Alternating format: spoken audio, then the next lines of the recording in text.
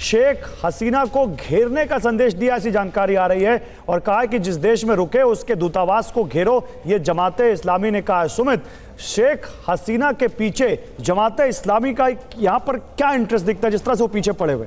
देखिए, बिल्कुल जमाते इस्लामी की बात कर ले, आपने बीएनपी पार्टी की बात करी, उसके बारे में मैं आपको बता दूं कि अब से आईएसआई और उनकी एक बड़ी मीटिंग हुई थी सऊदी के अंदर, और ये इसलिए हो रहा है क्योंकि लगातार आप देखें कि कैसे इस पूरे मूवमेंट को प्लान किया गया। पहले इसकी स्टार्टिंग होती है आप ढाका यूनिवर्सिटी से, जो एक स्टूडेंट यूनियन के एक स्टूडेंट प्रोटेस्ट के तौर पर होती है।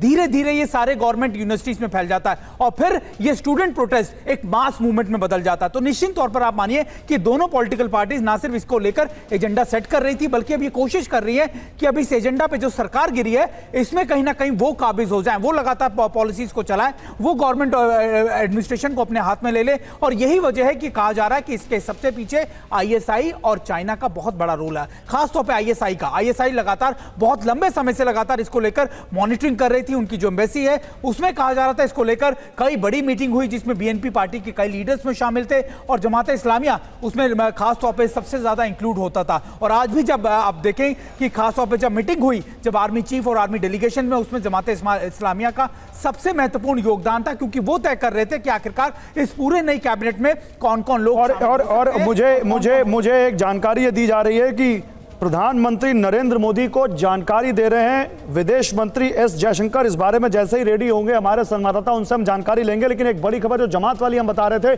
जमात इस्लामी ने अपने समर्थकों को संदेश दिया है, बड़ी खबर, शेख हसीना को घेरो, शेख हसीना को घेरो। वो शेख हसीना के पीछे पड़े हुए हैं। उन्होंने कहा कि जिस देश में शेख हसीना रुके उसके दूतावास को घेरो।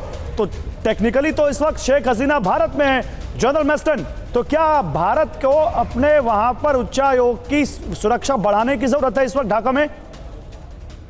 बिल्कुल, वही मैंने आपको पॉइंट भी बताया था थोड़ी देर पहले ही कि हमारे सिक्योरिटी कंसर्न्स अब बहुत ज्यादा बढ़ जाते हैं, और खासकर जो हमारी हाई कमीशन है ढाका में, उसकी सिक्योरिटी। अब इत्तेफाक से क्या होता है कि जो सिक्योरिटी है वो भी जिम्मेदारी हो जाती है होस्ट कंट्री की, जो वो हो जाती है बांग्लादेश। तो बांग्लादेश पुलिस, बांग्लादेश आर्मी की अभी बहुत बड़ी रिस्पॉन्सिबिलिटी है, क्योंकि अगर वहाँ कुछ भी होता है, वैसे मैं को 99% श्योर हूँ, 99 के 100% श्योर हूँ कुछ होएगा नहीं, क्योंकि अगर कुछ हो जाएगा तो उनको रिपरकशंस पता है, तो फिर तो ये तो एंड बिल्कुल इंडिया के खिलाफ एक स्ट्राइक हो जाएगी। और वो बांग्लादेश आर्मी और बांग्लादेश की जो भी इंटरम गवर्नमेंट तो खैर अभी बनी नहीं है, लेकिन बांग्लादेश के आर्मी चीफ नहीं चाहेंगे। तो मेरे को लगता है वो सिक्योरिटी बहुत बढ़ाएंगे, और हमें भी इंडिया में भी कुछ ऐसे इंस्टीट्यूशन है जैसे बांग्लादेश एम्बेसी है, उसमें भी हमने काफी हद तक सिक्योरिटी बढ़ा दी होगी, क्योंकि जाहिर है कि यहाँ पर भी जो इनका हाई कमिश्नर पोस्टेड है बांग्लादेश का, वो भी एक टारगेट बन सकता है, और इसलिए लेकिन इसमें आप बांग्लादेश की आर्मी का क्या रोल देखते हैं सर? जिस तरह से वहां के जनरल आए, army chief of army staff आए, और उन्होंने कहा कि हम एक अंतरिम सरकार बनाएंगे, सब कुछ शांत होगा, शांति सही होगा, शांति बनाए रखिए। क्या आपको इस स्कूप में आर्मी की कोई भूमिका नजर आती है, या क्योंकि स्थिति बिगड़ गई इसलिए आर्मी को यह भूमिका निभानी पड़ रही है? देखिए, आर्मी को ये भूमिका निभानी पड़ेगी। पहली बात हमको ये समझना, ये वो आर्मी है जो 1971 के बाद ऑफिसर बनी है। तो इसमें 71 से पहला कोई नहीं है, जब ये ईस्ट पाकिस्तान कहलाती थी, तो वो एक बड़ी अच्छी एक बात है। दूसरा, भारतीय सेना और बांग्लादेश आर्मी के बीच में बहुत अच्छे रिलेशन है। मैं खुद 2007-8 में आर्मी चीफ के साथ बांग्लादेश गए थे। तो वहां पर भी मैंने देखा, और मैं जितने भी बांग्लादेश ऑफिसर्स के साथ इंटरेक्ट किया हूँ, वो काफी, मैं बोलूंगा, प्रो इंडियन है। कुछ हो सकते हैं जो प्रो पाकिस्तानी लीनिंग्स हैं, लेकिन वो बहुत कम। ठीक है सर, मैं इस पर बात करूंगा। आपने अपने कम शब्दों में बहुत बड़ी बात कह दी, लेकिन एक बड़ी खबर जो मैं बता रहा था, इस वक्त भारत में भी हलचल तेज है। संसद भवन में प्रधानमंत्री के दफ्तर में मौजूद हैं विदेश मंत्री एस जयशंकर। प्रधानमंत्री को वो सारा जो है सब कुछ इस वक्त हालात है सारे, उनकी जानकारी दे रहे हैं। हमारे संवाददाता आनंद हमारे साथ जुड़ चुके हैं ज्यादा जानकारी के साथ। आनंद, प्रधानमंत्री के साथ विदेश मंत्री की मीटिंग चल रही है इस वक्त?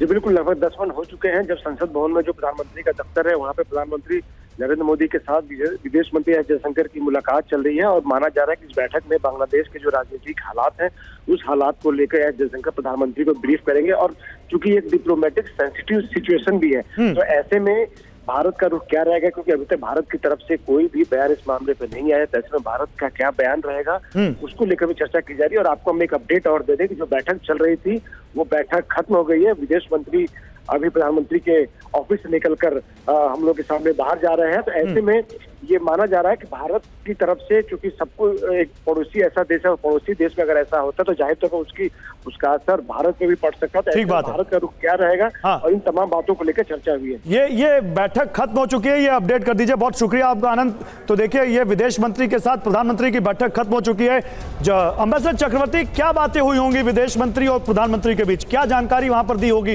विदेश मंत्री ने? एक तो कि क्या हालत है कि हसीना यहाँ आ चुकी है, और पता नहीं कोई अगर उन्होंने रिक्वेस्ट भेजा हो कि हम, हसीना ने भेजा हो कि किसी से मिलना चाहती हैं, हाँ। या प्रधानमंत्री से मिलना चाहती हैं, तो उस पर चर्चा होगी कि भाई मिले ना मिले, इस तरह की बातें जरूर हो सकती है। और या किससे मिले, या उन्होंने क्या बोला है कि क्या वो यहाँ रहना चाहती हैं, क्या हमें उनको यहाँ पे पनाह देनी चाहिए, इस तरह की बातें हो सकती हैं। अनलेस अगर उन्होंने डिसाइड नहीं किया हो कि आगे कहाँ जाना है, तो मुझे यहाँ रहना है कुछ, ठीक है, तो ये है, इस तरह की बातें हो। ठीक है। संजय भारद्वाज जी, अब यहां से आपको लगता है कि शेख हसीना के लिए जो बेस्ट असाइलम हो सकता है वो लंदन हो सकता है, या वो भारत भी रह सकती हैं, ऐसी भी कोई जानकारी, ऐसा भी आपको लगता है? आपको मुझे नहीं लगता कि वो भारत में रहेगी इस स्थिति में, क्योंकि भारत भी निश्चित रूप से बांग्लादेश में जो फर्दर डेवलपमेंट होंगे उनके प्रति सचेत है, कंसर्न है कि किस तरीके से। और एक तरीके से जो बांग्लादेश में एंटी हसीना एक पॉलिटिक्स होता था, उसमें इंडिया के साथ में टैग कर दिया जाता था कि India is running Sheikh Hasina government. तो उस तरीके की हालात में मुझे नहीं लगता कि वो भारत में रहेगी। निश्चित रूप से या तो लंदन जाए, या सऊदी अरबिया, या किसी ऐसी जगह जाएगी जहाँ पे शेख हसीना या के इंटरेस्ट को प्रोटेक्ट किया जाए। लेकिन एक बात मैं गौरव यहाँ पे कहना चाहूंगा कि देखिए, बांग्लादेश की जनता, वो अभी ये दो तीन आगे कुछ दिनों में सब पता लग जाएगा कि वो शेख हसीना जो कर रही थी, जो डिलीवर कर रही थी, चाहे इकोनॉमिक सेक्टर में हो, सोशल सेक्टर में हो, या पॉलिटिकल में, क्या ये नई सरकार जो बनेगी वो डिलीवर कर पाएगी? ये आपने बिल्कुल वही बात बोल दी जो मैं अभी दिखाने जा रहा था।